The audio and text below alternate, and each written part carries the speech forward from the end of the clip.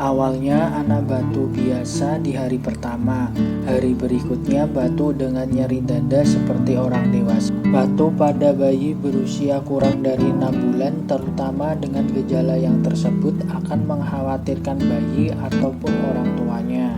Kondisi ini bisa disebabkan oleh radang pada saluran nafas atas sehingga menyebabkan anak tidak nyaman, berkurangnya keinginan untuk minum, tidur tidak nyaman, demam, sampai menangis meningkat dibandingkan sebelumnya.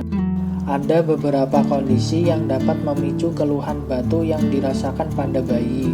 Yang pertama, radang tenggorokan. 2, rinitis. 3, alergi. Jika keluhan tidak kunjung membaik, Bunda disarankan berkonsultasi dengan dokter anak untuk pemeriksaan lebih lanjut untuk mendapat penanganan yang lebih tepat.